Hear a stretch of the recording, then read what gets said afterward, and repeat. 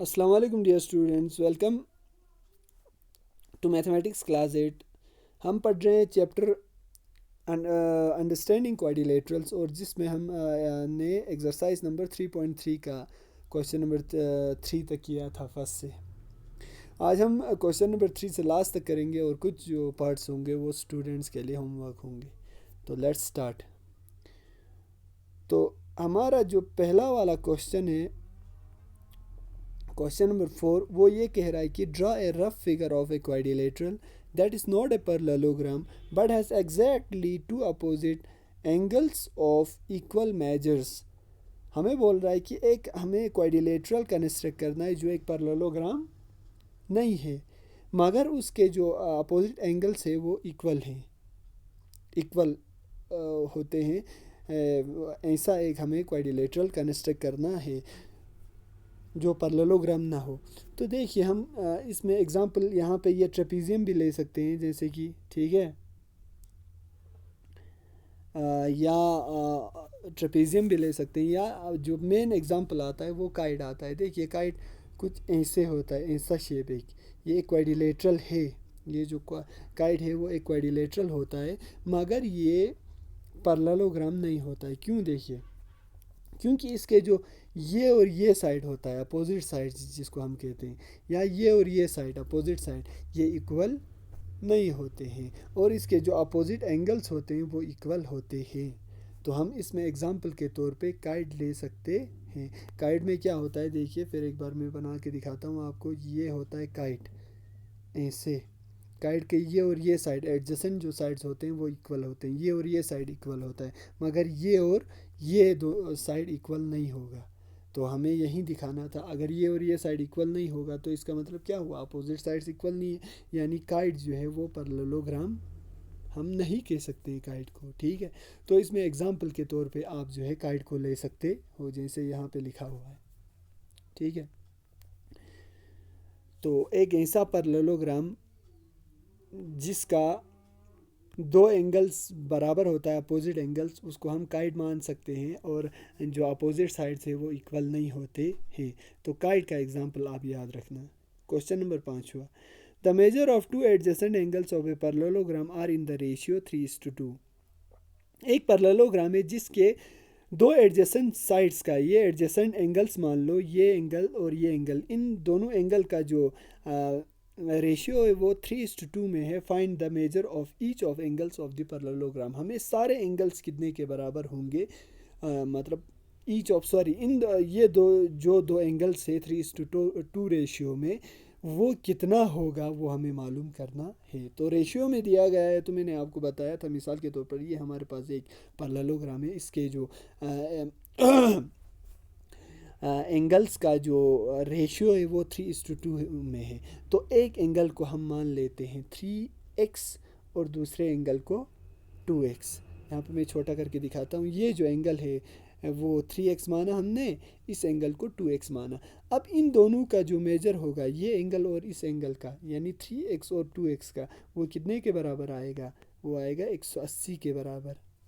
ठीक है, देखिए ये जो हमारे पास एंगल है, ये एंगल और ये एंगल, इन दोनों का सम वो आ जाएगा 180 के बराबर। क्यों? क्योंकि ये एडजेसेंट एंगल्स है, किसके, पैरेललोग्राम के।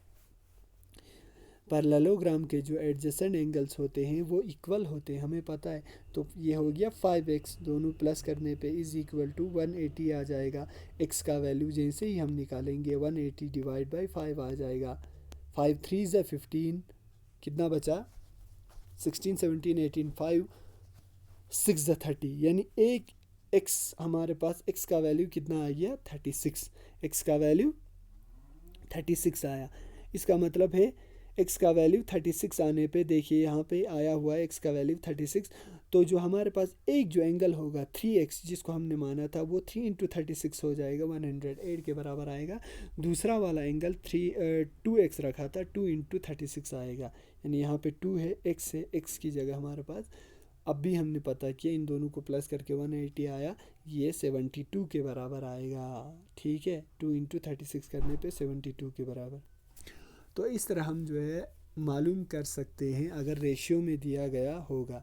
तो इसमें कुछ नहीं करना है, एक पैरेललोग्राम होने की वजह से ये जो 3x और 2x का प्लस है वो आ जाएगा 180 के बराबर। और फिर x का वैल्यू निकलने पे, x का वैल्यू इसमें पुट करने पे आ गया हमारे पास 108 और x का वैल्यू 2x में पुट करने पे हमारे पास आया 72। तो इस तरह से हम ये एंगल का मेजर निकाल सकते हैं। होप आपको समझ में आया होगा। क्वेश्चन नंबर 6 देखिए क्या है। To adjacent angles of a parallelogram have equal major. दो एडजेसेंट जो एंगल्स है उनका मेजर इक्वल है। Find the measure of angles of the parallelogram. कह रहा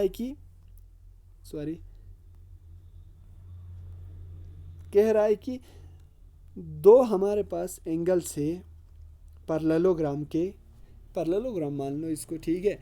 ये दोनों एंगल का मेजर इक्वल है, यानी अगर हम इसको x मानेंगे तो ये भी x हो जाएगा। क्यों? क्योंकि ये दोनों इक्वल मेजर के हैं। तो अब हमें एक एंगल मालूम करना है, तो दोनों अगर एंगल x x है तो x प्लस x किसके बराबर हो जाएगा? ये और ये 180 के बराबर। क्यों? फिर से वहीं पैरेललोग्राम के अंदर जो एडजेसेंट एंगल्स होते हैं वो 180 के बराबर होता है, प्रॉपर्टीज़ में हमने पढ़ा था, ठीक है। फिर क्या होगा? जब x plus x is equal to 180 के बराबर आएगा, x plus x 2x is equal to 180, x is equal to 180 divide by 2 9 ज़ा 18 2 0 0, यानी एक एंगल जो है हमारे पास क्या आएगा 90 और दूसरा भी क्या आएगा 90। कहने का मतलब है x का वैल्यू जैसे ही निकल गया, ये जो एंगल है ये भी 90 आ जाएगा, ये वाला एंगल भी 90 आ जाएगा अगर सेम होगा दोनों। इस तरह से हम निकाल सकते हैं, जैसे कि यहाँ पे देखो दिया गया होगा, मतलब आप समझ गए होंगे जिस तरह मैंने किया।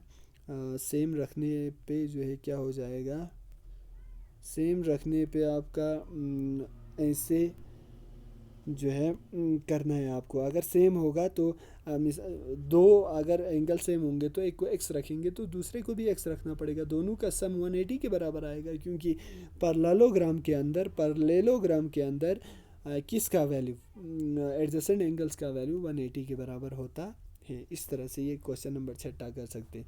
बहुत ज़्यादा इजी क्वेश्चन है, होप आपको समझ में आया होगा। चलते हैं क्वेश्चन नंबर 7 पे।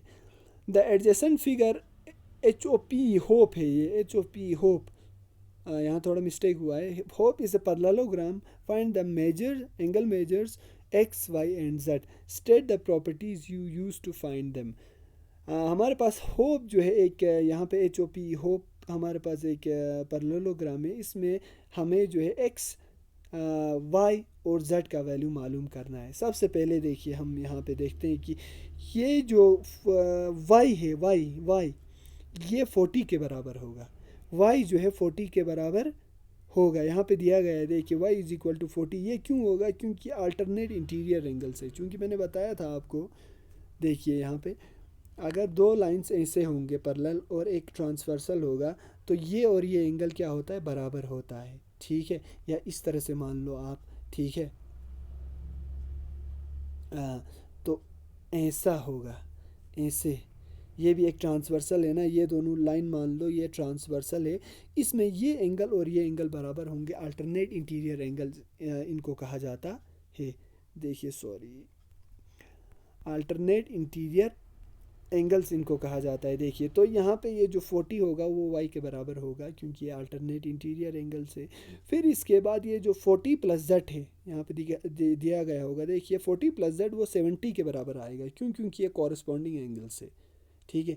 ये एंगल, ये 40 प्लस z और ये बाहर वाला एंगल, ये कॉरस्पॉन्डिंग एंगल से। अगर हम इन दोनों को एक पैरेलल लाइन मान लें और इसको ट्रांसवर्सल मान लें तो ये जो एंगल होगा 40 प्लस z वो 70 के बराबर होगा, ठीक है। ट्रांसवर्सल ये है ना, तो ये एंगल इस एंगल के बराबर होता है।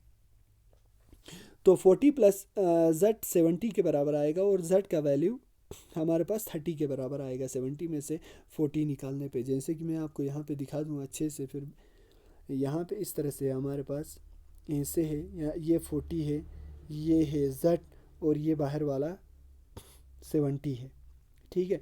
तो ये जो एंगल है, ये एंगल और ये एंगल बराबर होंगे। क्यों? क्योंकि ये कॉरस्पॉन्डिंग एंगल्स होते हैं, इसको आप इस तरह भी समझ सकते हो, जैसे कि ऐसे ये एंगल अंदर वाला और बाहर वाला, ये वैसे ही है ना, ये ट्रांसवर्सल के ऊपर ये जो एंगल है, पूरा एंगल है ना, ये एंगल और ये जो बाहर वाला एंगल है वो इक्वल होता है, क्योंकि ये कॉरस्पॉन्डिंग एंगल्स होता है, ये बाहर वाला एंगल है, ये अंदर वाला है, ठीक है।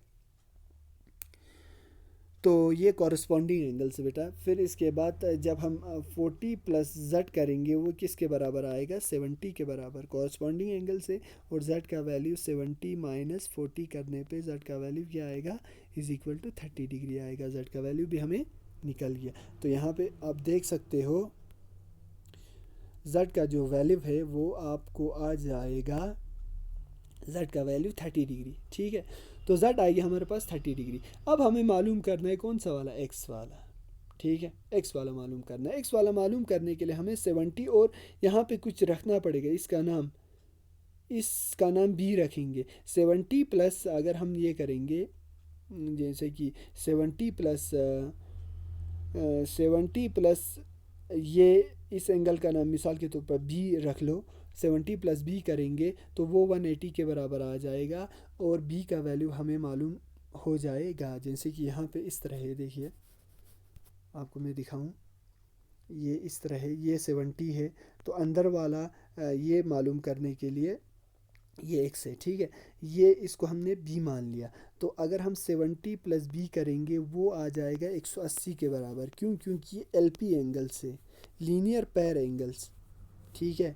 ये और ये एंगल जो है वो लीनियर पैर एंगल से, तो बी का वैल्यू हमें मालूम हो जाएगा 180 माइनस 70।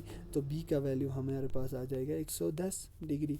तो जब ये बी 110 आ जाएगा, यानी यहाँ पे देखिए बी जब हमारे पास यहाँ 110 आ जाएगा, तो ये ख़ुद ब खुद एक्स जो है वो 110 आएगा। क्यों, क्योंकि ये जो है वो opposite angles of a parallelogram हमेशा बराबर होते हैं। जब यहाँ पे हमें 110 आ गया तो एक्स भी 110 आ जाएगा। मगर ये जो बी है वो कैसे मालूम किया, ये अंदर वाला वो आपको पता होना चाहिए। बी प्लस 70 180, क्योंकि ये लीनियर पैर एंगल से जो साइड में होते हैं ना, बिल्कुल ये जैसे कि वाई और ये साइड वाला एंगल ये भी लीनियर पैर है। 40 प्लस जेड वाला एंगल ये भी लीनियर पैर है। तो इस तरह से हम मालूम कर सकते हैं, ठीक है। समझ आया। तो एक्स का वैल्यू जो है 110 आ जाएगा, क्योंकि opposite angles of a parallelogram are always equal. Opposite angle जो पैरेललोग्राम के होते हैं वो इक्वल होते हैं। फिर इसके बाद 8वां है द फॉलोइंग फिगर्स गन्स रन्स और parallelogram find x and y. हमारे पास यहाँ पे गन्स एक पैरेललोग्राम है, मैं आपको यहाँ पे ड्रॉ करके दिखाता हूँ। गन्स GUNS, जहाँ पे 3y minus 1 is equal to, अच्छा ठीक है, देखिए यहाँ पे हम दिखाते हैं। ये हमारे पास गन्स है, GUNS गन्स एक पैरेललोग्राम है। ये हमारे पास 3y प्लस कुछ है, 3y, ठीक है, 3y माइनस 1 और ये 26, 3x 18, 3y माइनस 1, ये 3y माइनस 1 26, ये 3x है और ये 18 है, और ये घंस है, इसका नाम घंस, GUNS घंस। अब हमें इसमें एक्स और वाई का वैल्यू मालूम करना है, एक्स और वाई का वैल्यू। तो मालूम करने के लिए हमें पता है पैरेललोग्राम में जो ये साइड होगा वो इसके बराबर होगा। तो हमारे पास 3y माइनस 1 बराबर हो जाएगा 26 के, ठीक है। तो 3y इज इक्वल टू आ जाएगा 26, और माइनस 1 इस साइड जाने पे प्लस 1 आ जाएगा। तो 3y इज इक्वल टू 27 आ जाएगा। तो y is equal to 27 divide by 3 आएगा। 3 9 से 27, तो y का वैल्यू हमें मालूम हो गया, कितना आया, 27 आया। कितना आया y का वैल्यू, 27। क्यों, क्योंकि अपोजिट साइड जो है बराबर होते हैं हमेशा, हमें पता है। देखिए इस तरह से ये जो ये 3y माइनस 1 है वो 26 के बराबर होगा। क्यों, क्योंकि opposite sides of a parallelogram है। अब हमें इसमें x का वैल्यू मालूम करना है। देखिए किसका वैल्यू, x का वैल्यू। तो 3x इज इक्वल टू 18 आ जाएगा, सीधी बात है। 3x इज इक्वल टू 18 आ जाएगा। तो x का वैल्यू 18 डिवाइड बाई 3 आ जाएगा। ये इधर जाने पे डिवाइड में हो जाएगा, 3 6 18, तो x का वैल्यू 6 आएगा। इस तरह हम मालूम कर सकते हैं, मतलब x और y का वैल्यू। यहाँ पे हम x का वैल्यू भी मालूम कर सकते हैं 3x इज इक्वल टू 18 करके, और y का क्यों हमने बराबर रखा ये आपको पता होना चाहिए। जैसे कि 3x इज इक्वल टू 18 रखा हमने, क्यों रखा, क्योंकि ये साइड जो ये वाला साइड है वो इसके बराबर आ जाएगा। पैरेललोग्राम है ना, अपोजिट साइड्स बराबर होंगे, ये वाला साइड इसके बराबर होगा क्योंकि ये पैरेललोग्राम है, अपोजिट साइड्स बराबर होते हैं। इसके बाद हमारे पास ये देखिए एक क्या बोलते हैं फिर से पैरेललोग्राम है, इसमें भी एक्स और वाई का वैल्यू मालूम करना है, मगर यहाँ पे हमें डायगनल्स दिए गए हैं और डायगनल्स बाइसेक्ट करते हैं, ये भी हमें मालूम है। ये x plus y is equal to 16 है और y plus 7 is equal to 20 है। X plus y is equal to 16, x plus y is equal to ऐसे है, ये है x plus y is equal to x plus y, ये आएगा 16 ये वाला, और ये हिस्सा कितने के बराबर दिया गया है, x plus y is equal to 16, y plus 7 is equal to 20, y plus 7 is equal to 20, x plus y is equal to 16, y plus 7 is equal to 20, y plus 7 यहाँ पे दिया गया है, ये 20 के बराबर दिया है ये वाला हिस्सा। तो अब देखिए यहाँ पे ये जो होगा ये हिस्सा वाई प्लस 7 वाला, ये इसके बराबर होगा 20 के बराबर है ना, क्योंकि ये डायगोनल्स बाइसेक्ट करते हैं एक दूसरे को, तो ये और ये बराबर हो जाएगा। यहाँ से y का वैल्यू आराम से मालूम कर सकते हैं। फिर जब y का वैल्यू निकल गया तो y के वैल्यू को इसमें पुट करके देखिए x प्लस वाई किसके बराबर होगा, ये वाला पोर्शन 16 के बराबर, ठीक है। ओ सॉरी, देखिए तो हमारे पास x y plus 7 is equal to y plus 7 is equal to 20 के बराबर, हाँ y plus 7 is equal to 20 के बराबर आ जाएगा, और y इज इक्वल टू आ जाएगा 20 माइनस 7। क्यों बराबर आएगा, डायगोनल्स बाइसेक्ट करते हैं इसीलिए बराबर आएगा, हमने पहले आपको समझाया। तो y इज इक्वल टू 13 के बराबर आएगा, यहाँ से y का वैल्यू आ गया 13। अब हमें किसका वैल्यू करना है, y का वैल्यू तो मालूम हो गया, अब x का, तो x plus y is equal to किसके बराबर आएगा, 16 के बराबर। और हमने अभी मालूम किया y का वैल्यू कितना आया था 13, अभी थोड़ी देर पहले 13 आया था, 20 में से निकाल के तो यहाँ पे 13 डाल दो, इज इक्वल टू 16 आ जाएगा। तो x is equal to 16 minus 13, तब x का वैल्यू कितना आ जाएगा 3 आ जाएगा। यहाँ पे x का वैल्यू 3 और y का वैल्यू आ गया हमारे पास क्या 13। तो ये था हमारे पास अगर डायगोनल्स दिए गए होंगे, जैसे कि यहाँ पे अगर डायगोनल्स दिए गए होंगे तो ये डायगोनल और ये डायगोनल आपस में बराबर होंगे, ये और ये डायगोनल आपस में बराबर होंगे, क्योंकि पैरेललोग्राम में हमेशा डायगोनल्स एक दूसरे को बाइसेक्ट करते हैं। तो जब y प्लस 7 20 के बराबर होगा तो y का वैल्यू मालूम हो जाएगा, y का वैल्यू इसमें पुट करने पे x का वैल्यू आराम से मालूम कर सकते हैं। तो ये था हमारे पास एक कुछ क्वेश्चंस 8वां तक, बाकी आप ख़ुद ट्राई करने की कोशिश करोगे। होप कि आपको समझ में आया होगा, कोई डाउट है तो आप पूछना ना भूलें। Thanks for watching.